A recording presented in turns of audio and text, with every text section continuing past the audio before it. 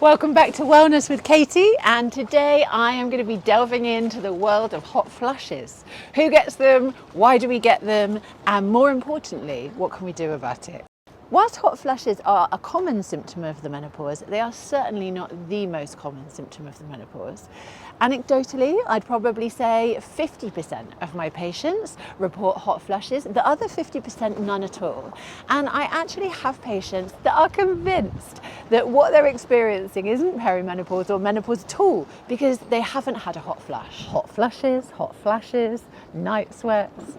What are they? So hot flushes and hot flashes are actually the same thing, depending on what side of the globe you're on. And night sweats typically happen at night. So what is a hot flush? Well, a hot flush actually looks different for everyone, but typically it's a sensation of intense heat that usually is triggered by a change in environmental temperature, but actually can just come out of nowhere.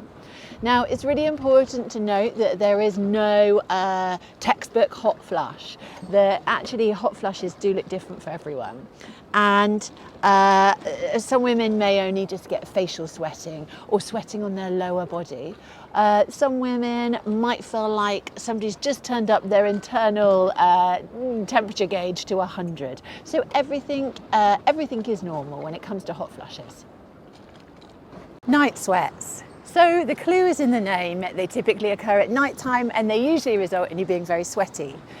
Now, women are reporting anything from changing their pajamas multiple times a night, bed sheets as well, to actually just waking up feeling a little bit sweaty. But either way, in my opinion, that these are the most disruptive of the hot flush family.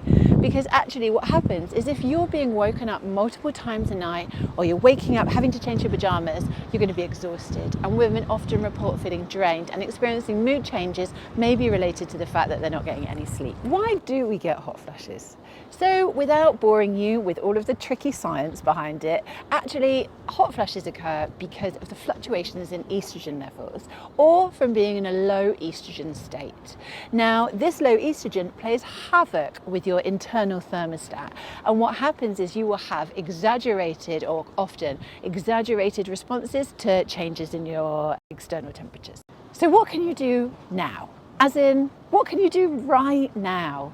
Well, there are lots of things that you can do. Think about the clothes that you're wearing. So breathable fabrics, making sure that cotton or a fabric that is kind to your skin, not too many synthetic materials if you can avoid it.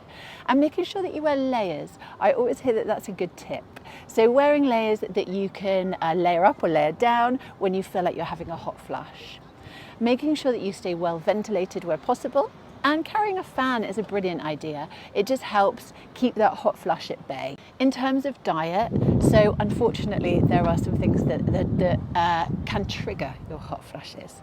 And that includes spicy food and coffee. Now, most women will notice that if they have spicy food or they have a coffee, they'll find that they get an increase in their hot flushes.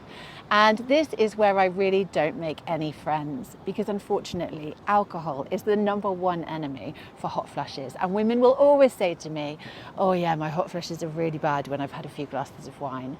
Now, I wouldn't have a job. And I don't think it's realistic if I stood here and said, now you have to never drink again. No, just better the devil you know. So make sure that you know what triggers your hot flushes and how to manage them. So we've established what you can do about them in the moment, but what can you really do about them? What can you do about them so they go away and they don't come back? Well, HRT, hormone replacement therapy, is widely acknowledged as the most efficient way of treating hot flushes. Now, why do we say this? Why do people like me pioneer HRT for the treatment of hot flushes? Because we know that if you're having hot flushes, you are more likely in later life to have cardiovascular disease. That's a big deal. That's a really big deal. And it's things that actually as medical practitioners, we should be protecting you against if we can. Now, we know that if you take HRT, it's cardiovascularly protective. And that means that if you take HRT within 10 years of your last period, you will get cardiovascular protection as you go on.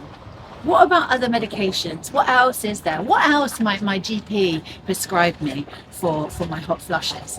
Well, Some GPs like to prescribe other medications such as antidepressants. There's a drug called gabapentin. There's a new drug called fezolinetant. Not only is that difficult to say, but actually there is limited data on that at the moment. So whilst these things might provide some relief for your hot flushes, and some women really swear by them, they are synthetic medicines, and they can come with a whole host of side effects. And you again aren't getting the cardiovascular protection that you get from just topping up your natural hormone levels. I hope you found this helpful, and remember, knowledge is power. That's what I believe in. So it's important to know why you're having these symptoms, what they mean, and what the best way to manage them is, as well as protecting your future health. So hopefully we try and cover a range of topics on this channel, and you'll be able to get all of the answers that you need to make sure that you are better educated about your own health.